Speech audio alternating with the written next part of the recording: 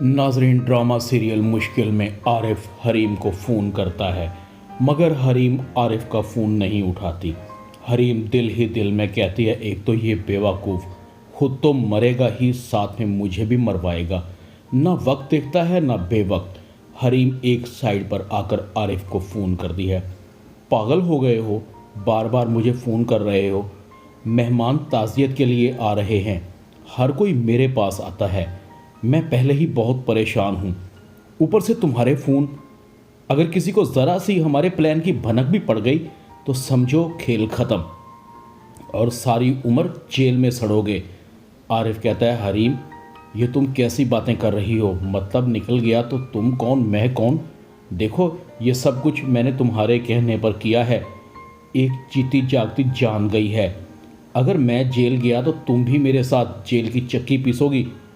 حریم کہتی ہے، پاگل مت بنو، بتاؤ فون کیوں کر رہے ہو بار بار؟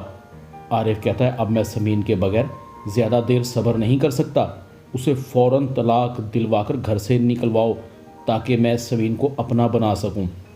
حریم کہتی ہے، صبر کرو، سمین کہیں نہیں جائے گی، ٹھنڈی کر کے کھانا سیکھو ورنہ منہ جل جاتا ہے، ایسے کاموں میں تھوڑا سا وقت تو لگتا ہے، اصل کانٹا تو نکل گیا ہے، تھوڑی بھول پڑے گی تو میں اپنے پلان پر عمل کروں گی، تم سے زیادہ جلدی تو مجھے ہے جس کی ہر رات آگ کی تپش پر گزرتی ہے، ویسے بھی تمہارا کام تو ختم ہو چکا ہے، اب مجھے فون کرنے کی ضرورت نہیں ہے، ایک چھوٹی سی غلطی کام بگاڑ سکتی ہے۔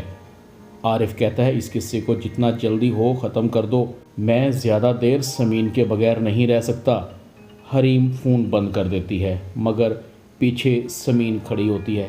کس سے بات کر رہی تھی؟ حریم کہتی ہے، اب یہ بھی تم کو بتانا پڑے گا، کہاں آ رہی ہوں، کہاں جا رہی ہوں، کس سے بات کر رہی ہوں، آئندہ اپنی اوقات میں رہو، اسفن کی موت نے تمہیں اس گھر میں داخل ہونے کا موقع تو دے دیا ہے مگر یہ مت سمجھنا کہ فراز یہاں تمہیں زیادہ دیر ٹکنے دے گا اور آئندہ خامخواہ میری ماں بننے کی ضرورت نہیں ہے۔ حریم غصے سے اپنے کمرے میں چلی جاتی ہے۔ سمین کافی حیران ہوتی ہے، پتہ نہیں کیوں حریم کے چہرے پر تو پریشانی کے آثار بالکل بھی نہیں ہیں، حالانکہ سب سے زیادہ نقصان تو اسی کا ہوا ہے، تازہ وڈوا ہوئی ہے۔ سمین بھی سب کے پاس ڈرائنگ روم میں آ جاتی ہے جہاں گھر ماتم کدہ بنا ہوا تھا، جہاں ایک ماں کی گود اجڑ چکی تھی، ایک باپ کی کمر ٹوٹ چکی تھی اور ایک بہن کا بھائی اسے چھوڑ کر جا چکا تھا۔ الیاس کا رو رو کر برا حال تھا، میری کمر ٹوٹ گئی اسفن، میرے دونوں بازو کٹ گئے، کاش اسفن کی جگہ جان میری چلی جاتی۔ فراز اپنے ابو کے پاس آتا ہے، آنکھوں میں بہت آنسو ہوتے ہیں، ابو میرا بھائی چلا گیا، میں اکیلا رہ گیا، کاش میں اسے گھر سے باہر ہی نہ جانے دیتا، آخری دفعہ مجھے اس نے یہی کہا تھا، سمین کو گھر لے آؤ، تم بڑے خوش قسمت ہو۔ حلیمہ کا بھی رو رو کر برا حال ہے، کاش اسفن کی جگہ میری موت آ جاتی، اسے کچھ بھی نہ ہوتا، وہ تو بہت معصوم تھا، سب سے پیار کرتا تھا، ہمیشہ اس نے میرے سامنے سر جھکا کر رکھا، نہ کبھی کسی سے شکوہ کیا نہ شکایت کی، اس نے دنیا میں آ کر دیکھا ہی کیا۔ حلیمہ کہتی ہے، اسفن میں تمہارے بغیر اکیلی ہوں، میرا سہارا کون بنے گا؟ تم نے جاتے ہوئے ایک لمحے کے لیے بھی نہیں سوچا تمہارے بوڑھے ماں باپ کا کیا بنے گا؟ فراز اپنی ماں کو تسلیاں دیتا ہے اور سمین کبھی حلیمہ کو، کبھی انیلا کو اور کبھی اپنے سسر الیاس کو دلاسے دے رہی تھی، کبھی پانی پلاتی تھی، اس کی آنکھوں میں بھی بار بار آنسو آ رہے تھے۔ اسفن بھائی بہت اچھے تھے، ہر دفعہ میری فیور کرتے تھے، مجھے عزت دیتے تھے، میرے ساتھ اسفن بھائی کا بہنوں جیسا سلوک تھا، امی جی صبر کریں، اللہ کو یہی منظور تھا۔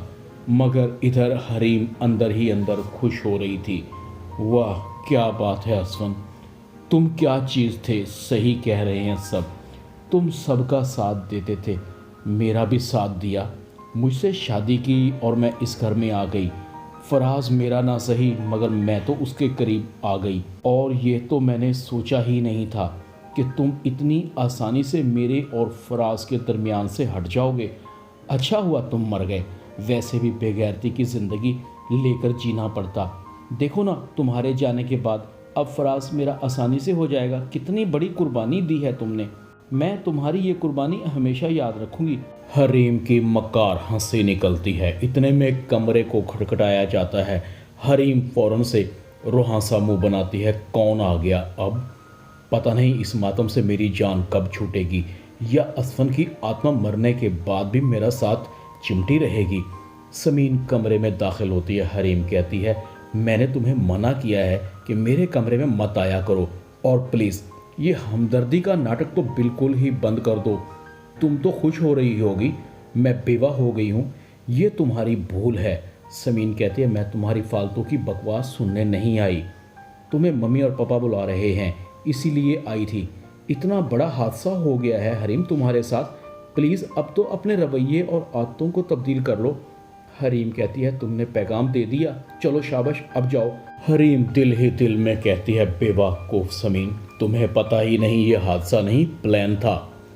حادثہ تو تمہارے لیے تھا، تمہیں تب پتہ چلے گا جب تم پر قیامت بن کر گزرے گی تو تمہارے چاروں طبق روشن ہو جائیں گے۔ وقت آ گیا ہے سمین، اب تمہیں فراز اور میری زندگی سے جانے سے کوئی نہیں روک سکتا۔ بہت فراز کے گھر والوں کے آگے پیچھے پھر لی، اب یہی گھر والے تمہیں دھکے دے کر اس گھر سے نکالیں گے اور پھر میری اور فراز کی شادی کی راہ ہموار ہو جائے گی۔ حریم ڈرائنگ روم میں جاتی ہے، آنکھوں میں آنسو ہوتے ہیں۔ الیاس حریم کو اپنے پاس بٹھاتا ہے۔ حریم جو کچھ ہوا اس میں اللہ کی مرضی تھی، بعض اوقات ہمیں نہ چاہتے ہوئے بھی اس کی رضا میں راضی ہونا پڑتا ہے۔ یہ کائنات اس کی ہے، وہی جانتا ہے کیا بہتر ہوتا ہے۔ اسفن کی موت بہت بڑا صدمہ ہے، مگر مرنے والوں کے ساتھ مرا نہیں جاتا بلکہ ان کی آخری زندگی کے لیے دعائیں کی جاتی ہیں۔ اسفن میرا بہت فرما بردار بچہ تھا، اس کے جانے سے ہماری زندگیاں ویران ہو گئی۔ حریم دل ہی دل میں کہتی ہے بوڑھے تم نے مجھے یہ کتھا سنانے کے لیے بلایا ہے، میں اب ساری عمر اسفن کا ہی ماتم کرتی رہوں گی، میرے اور فراز کے بارے میں سوچو۔ الیاس کہتا ہے حریم تم جوان ہو، زندگی بہت لمبی ہے، سفر بہت کٹھن ہے، ہم نہیں چاہتے کہ تمہیں اسفن کے نام کے ساتھ باندھ کر رکھیں۔ تم اپنے فیصلے کرنے میں آزاد ہو، رہنا چاہو تو رہ سکتی ہو، جانا چاہو تو جا سکتی ہو، اگر تمہیں یہاں سے کچھ لے کر بھی جانا ہو تو لے کر جا سکتی ہو، مانگ سکتی ہو، تم ہماری بیٹیوں کی طرح ہو۔ اسفن کا اور تمہارا ساتھ اتنا ہی تھا۔ حریم کہتی ہے انکل آپ مجھے یہاں سے نکال رہے ہیں، میری اس گھر میں اسفن کے ساتھ یادیں ہیں، ہم دونوں کے خوشگوار لمحے ایک ساتھ گزرے ہیں، اسفن مجھ سے بہت محبت کرتے تھے، کیا میں بے وفائی کر لوں؟ میں اسی گھر میں رہنا چاہتی ہوں، جیسا آپ کہیں گے میں کر لوں گی، جیسے آپ رکھیں گے میں رہ لوں گی، مجھے اسفن کی یادوں سے جدا نہ کریں، مجھے اب بھی اس کی آہٹ سنائی دیتی ہے، میرا اسفن ضرور آئے گا، کیا آپ مجھے اسفن کی نشانی سمجھ کر نہیں رکھ سکتے؟ الیاس حریم کے سر پر ہاتھ رکھ دیتا ہے، یہ گھر تمہارا ہے، تمہاری مرضی کے بغیر تمہیں یہاں سے کوئی نہیں نکال سکتا، تم جیسے چاہو اپنی زندگی گزار سکتی ہو، ہم تمہیں مکمل سپورٹ کریں گے، لیکن تمہارے حق میں یہی بہتر تھا تم اپنی زندگی میں آگے بڑھنے کی کوشش کرتی، مرنے والوں کے ساتھ حریم مرا نہیں جاتا، زندگی کے نشیب و فراز کا مقابلہ کرنا ہی اصل زندگی ہے۔ سمین حلیمہ کے گلے لگ کر رونا شروع حریم حلیمہ کے گلے لگ کر رونا شروع ہو جاتی ہے اور دل ہی دل میں کہتی ہے بڑھیا آگے چل کر تم نے ہی تو کام آنا ہے، تمہاری سیڑھی چڑھ کر تو سمین کا کام تمام کرنا ہے، اور بوڑھے نے بھی صحیح کہا ہے، یہ گھر تمہارا بھی ہے، کوئی شک نہیں ہے، یہ گھر میرا ہے، فراز بھی میرا ہے، مجھے کوئی بھی یہاں سے نہیں نکال سکتا، رہ گئے تمہارا بھی سوچنا پڑے گا، آخر دیر سویر تم نے تو مرنا ہی ہے۔ ڈرامہ مشکل میں اتنا ہی، چینل کو سبسکرائب کر دیں، ویڈیو کو لائک کر دیں اور بیل آئیکن کے بٹن کو دبا کر آل پر کلک کر دیں تاکہ آپ کو میری نئی آنے والی ویڈیو کا نوٹیفیکیشن فوراً مل سکے۔ اپنا خیال رکھیے گا، اللہ حافظ۔